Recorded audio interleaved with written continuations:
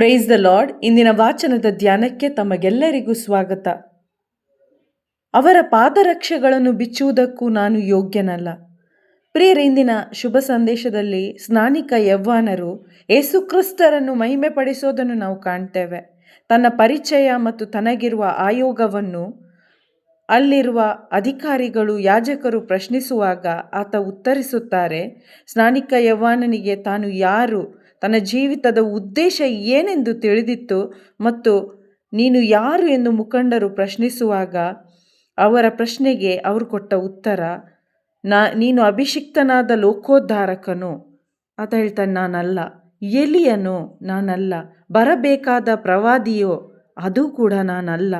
ಅಂದರೆ ಸ್ನಾನಿಕ ಯವ್ವಾನನು ಪ್ರವಾದಿಗಿಂತ ಶ್ರೇಷ್ಠನಾಗಿದ್ದರೂ ಕೂಡ ಆತನು ಜನರಿಂದ ಸ್ಥಾನಮಾನ, ಹೊಗಳಿಕೆ ಬಯಸಲಿಲ್ಲ.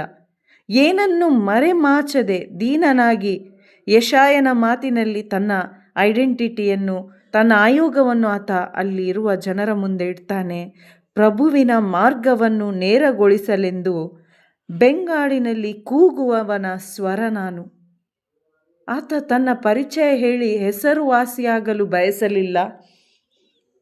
ನನ್ನನ್ನು ದೇವರು ಕಳುಹಿಸಿದ ಉದ್ದೇಶ ಏನಾಗಿತ್ತು ಎಂದು ಆತ ಬಲ್ಲವನಾಗಿದ್ದ. ಜನರ ಹೃದಯಗಳನ್ನು ಯೇಸುವಿನ ಕಡೆಗೆ ತಿರುಗಿಸಲು, ಕ್ರಿಸ್ತನನ್ನು ಮಹಿಮೆಪಡಿಸಲು, ಕ್ರಿಸ್ತನಿಗಾಗಿ ಸಾಕ್ಷಿಯಾಗಲು, ಕ್ರಿಸ್ತನಿಗಾಗಿ ಜನರ ಹೃದಯವನ್ನು ಮಾನಸಾಂತರಪಡಿಸಲು ಆತ ಯೇಸುವಿನ ಕಡೆಗೆ ತೋರಿಸ್ತಾನೆ. ನಾನು ನೀರಿನಿಂದ ಬಾಹ್ಯವಾಗಿ ಸ್ನಾನ ದೀಕ್ಷಾ ಕೊಡ್ತೇನೆ, ಆದರೆ ಯೇಸು ನನ್ನ ಬಳಿಕ ಬರಬೇಕಾದವರು, ಅವರು ನಿಮ್ಮ ನಡುವೆ ಇದ್ದಾರೆ. ಅವರು ಪವಿತ್ರಾತ್ಮರಿಂದ ದೀಕ್ಷಾಸ್ನಾನ ಕೊಟ್ಟು ನಿಮ್ಮಲ್ಲಿ ನೈಜ ರೂಪಾಂತರ ತರುವವರು ಎಂದು ಯೇಸುಕ್ರಿಸ್ತರ ಪರಿಚಯ ಮಾಡಿಕೊಡ್ತಾರೆ. ಯೇಸುವಿನ ಕಡೆಗೆ ಜನರನ್ನು ತೋರಿಸ್ತಾರೆ ಮತ್ತು ಅವರು ಸಾಕ್ಷಿಯಾಗ್ತಾರೆ. ನಾನು ಅವರ ಪಾದರಕ್ಷೆ ಬಿಚ್ಚುವುದಕ್ಕೂ ಯೋಗ್ಯನಲ್ಲ. ತನ್ನ ನಡೆ ನುಡಿಯಲ್ಲಿ ಕೂಡ ಆತ ನಾವು ನೋಡ್ತೇವೆ, ಎಲ್ಲ ಗೌರವ, ಮಾನ, ಮಹಿಮೆ ಪ್ರಭು ಯೇಸುವಿಗೆ ಅವರು ಸಲ್ಲಿಸ್ತಾರೆ.